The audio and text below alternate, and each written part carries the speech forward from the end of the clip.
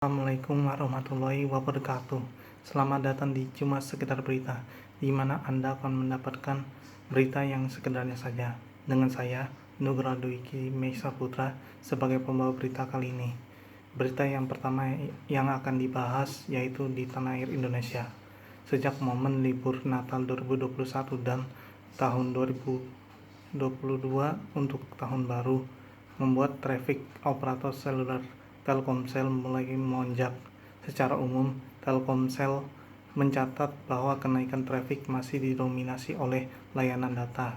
Kenaikan trafik data ini didongkrak oleh aktivitas web browsing serta penggunaan aplikasi media sosial, streaming video, marketplace, dan game yang juga meningkat dibandingkan hari biasanya. Sementara untuk trafik layanan suara dan SMS, kenaikannya menipis, bahkan saat hari libur Natal dan Tahun Baru berlangsung. Pada momen tersebut, payload jaringan broadband Telkomsel naik sebesar 6% bila dibandingkan dengan hari biasa di tahun 2021 atau tumbuh sekitar 22% jika dibandingkan dengan periode yang sama tahun sebelumnya. Sementara malam pergantian tahun baru 2022, Telkomsel mencatat adanya lonjakan trafik data sebesar 10% bila dibandingkan hari biasa 2021 atau meningkat hingga 20% dibanding periode yang sama tahun lalu. Secara keseluruhan, Telkomsel mencatat total trafik payload broadband Telkomsel selama momen Natal dan Tahun Baru 2021 dan 2022 sehingga mencapai 44 petabyte atau tumbuh sekitar 20% dibandingkan periode yang sama tahun sebelumnya. Menurut Vice President Corporate Communications Telkomsel Dini Abidin, lonjakan trafik data Telkomsel saat Natal dan Tahun Baru itu terjadi seiring dengan adanya peningkatan akses ke layanan digital oleh pelanggan dibandingkan hari biasa di tahun 2021. Telkomsel mencatat saat libur Natal dan Tahun Baru tersebut, akses layanan e-commerce tumbuh hingga 21%, akses media sosial mencapai 15%, aktivitas browsing tumbuh 11%, streaming video naik sekitar 13%, mobile gaming melonjak 87%, dan akses communication seperti instant messaging dan video conference mencapai 12%. Secara umum, aplikasi seperti video YouTube, Facebook, TikTok, WhatsApp, dan Instagram memberikan kontribusi paling tinggi terhadap pertumbuhan trafik layanan data Telkomsel saat hari libur Natal dan Tahun Baru 2021 dan 2022. Bila dilihat berdasarkan wilayah, peningkatan trafik layanan data tertinggi terjadi di wilayah operasional Bogor, yaitu sekitar 16%, Deli Serdang 15%, Simalungun 36%, Bandung 10%, dan Bekasi sekitar 9%. Berbeda dengan trafik layanan suara saat hari libur 2021 dan 2022 justru turun sekitar 1%, sementara trafik layanan SMS tumbuh tercatat hingga 11%.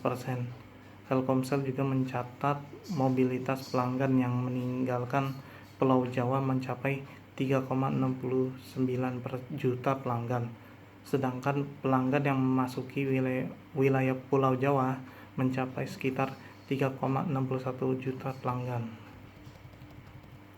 Berikutnya kita akan beralih berita ke negara Jerman. Jerman tak habis akal mengampaikan program vaksinasi COVID-19. Kini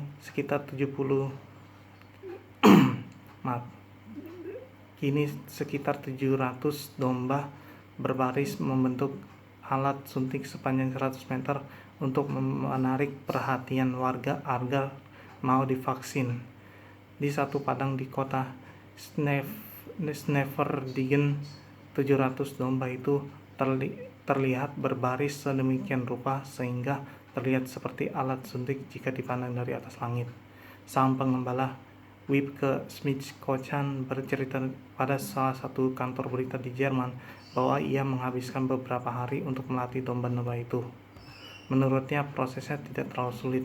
Ia hanya tinggal menaruh roti pada pola yang membentuk alat suntik. Domba-domba itu lantas berlari keluar ke arah roti tersebut ketika dikeluarkan dari kandang. Penyelenggara kampanye ini, Hans-Peter Edzon, mengatakan jika aksi ini bertujuan untuk mendorong orang yang masih enggan divaksinasi.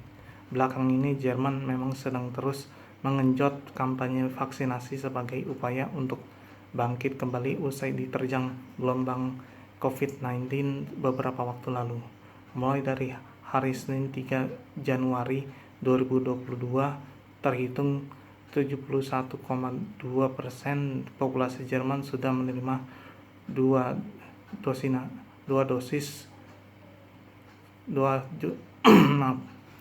dosis vaksin COVID-19. Sementara itu, 38,9% populasi Jerman juga sudah mendapatkan booster vaksin. Namun, juru bicara Kementerian Kesehatan Jerman, Andreas Defner, mengungkapkan bahwa upaya vaksinasi sempat tersendat akibat berbagai debat yang berkembang di masyarakat. Kini sejumlah kelompok masyarakat mulai kembali menggaungkan kampanye vaksinasi, termasuk para pemilik klub malam. Lutz Leisening, juru bicara untuk Asosiasi Klub Malam di Jerman, Club Mission, mengumumkan bahwa pihaknya bakal menawarkan vaksinasi mulai hari Senin lalu. Beberapa klub malam di Jerman Berlin menawarkan total 4.500 dosis vaksin pada pekan ini. Leisening menuturkan setengah dari slot yang mereka siapkan sudah penuh. Ia berharap kampanye ini dapat ditiru oleh pihak lain. Upaya ini digalakkan setelah pihak berwenang Jerman menutup atau membatasi aktivitas klub malam guna menekan lanjut penyebaran virus COVID-19 varian Omicron. Kemudian kita akan melanjutkan beritanya ke negara Jepang. Memang nggak bisa dipungkiri lagi bahwa negara Jepang memang negara yang memiliki hal-hal yang unik dan menghebohkan, terutama pada budaya pop culture yang mereka miliki. Salah satu yang akan dinantikan adalah dibangunnya sebuah patung robot berukuran nyata atau life size dari seri anime yang sangat terkenal di negara Sakura tersebut, yaitu dari seri anime robot Gundam. Patung RX-93 Nu Gundam yang muncul di film anime Mobile Suit Gundam Charge Counter Attack tersebut akan ditempatkan di dekat Mall Mitsui Shopping Park Lalaport, Prefektur Fukuoka, Jepang pada musim semi 2022 mendatang. Sang kreator seri Gundam, Tomino Yoshiyuki, juga ikut terlibat dalam pembuatan patung tersebut, termasuk untuk desain patung dan warna skema Triton yang menghiasinya. Patung robot ini adalah salah satu bagian proyek terbesar yang dilakukan oleh studio animasi Sunrise dan Bandai Namco Group. Namun, patung Nu Gundam tersebut bukanlah satu-satunya patung yang telah dibuat oleh mereka, karena Bandai Namco Group sudah membuat 3 patung Gundam berukuran nyata. 2 patung yaitu di Jepang itu sendiri, sedangkan 1 patung lagi sudah dibuat di negara Cina, tepatnya di kota Shanghai. Patung Gundam yang pertama sudah dibangun adalah patung RX-0 Unicorn Gundam dari anime Mobile Suit Unicorn Gundam dengan tinggi 19,7 meter di kompleks pusat pembelanjaan Diversity Tokyo Plaza, Odaiba, kota Tokyo. Lalu yang kedua adalah patung RX-78F00 Gundam setinggi 18 meter terletak di sebuah kompleks hiburan yang bernama Gundam Factory Yokohama di dermaga Yamashita, kota Yokohama. Kemudian patung yang ketiga yaitu patung ZGMF X-10A Freedom Gundam dari seri anime Gundam Seed yang memiliki tinggi 18,3 meter, berlokasikan di Mall Mitsui Shopping Park Jinqiao di kota Shanghai, Cina.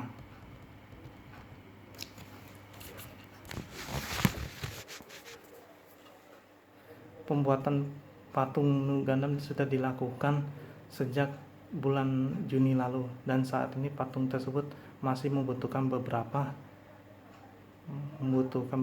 sentuhan akhir yang perlu ditambahkan oleh para pekerja di sana. Pasalnya, menurut perkiraan, patung tersebut akan selesai dibangun sekitar akhir bulan Februari, lalu nantinya akan dibuka secara umum pada bulan April 2020.